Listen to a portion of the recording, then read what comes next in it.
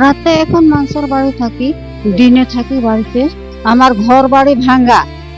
ঈদ আসে আনন্দ নিয়ে, নতুন কাপড়, গরিবের হাসি আর প্রিয়জনদের ভালোবাসায় ভরে ওঠে চারপাশ।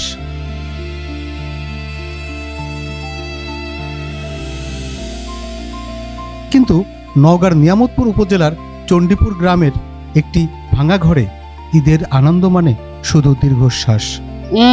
আমার ঘর বাড়ি ভাঙ্গা, আমি সরকার থেকে চাল ডাল আমি পাই না।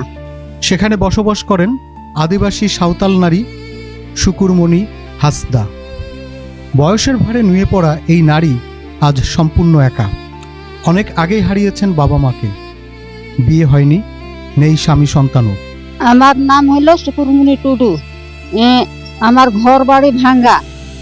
5 বোনের সংসারে আজ বেঁচে আছেন মাত্র 3 জন। কিন্তু জীবনযুদ্ধের এই কঠিন পথে শুকুরমণি যেন সবচেয়ে বেশি অসহায়। জরাজীর্ণ ভাঙা একটি ঘর, সেই ঘরেই কষ্টেই দিন কাটে তার। ঠিকমতো কথা বলতেও পারেন না। অন্যের বাড়িতে আশ্রয় নিয়ে কয়েকটি দেশি মুরগি আর ছাগল পালন করেই কোনো মতে বেঁচে থাকার চেষ্টা করেন। রাতে এখন মানুষের বাড়ি থাকি, দিনে থাকি বাড়িতে, ভাঙ্গা বাড়ি। এই অবস্থা করে আমি থাকছি, বোনাস টোনাস আমি পাই না। পবিত্র ঈদুল আজহা উপলক্ষে নিয়ামতপুরে প্রায় 10,000 মানুষের মাঝে ভিজিএফের চাউল বিতরণ কার্যক্রম উদ্বোধন করা হয়েছে। কিন্তু সেই তালিকায় জায়গা হয়নি শুকুরমণির।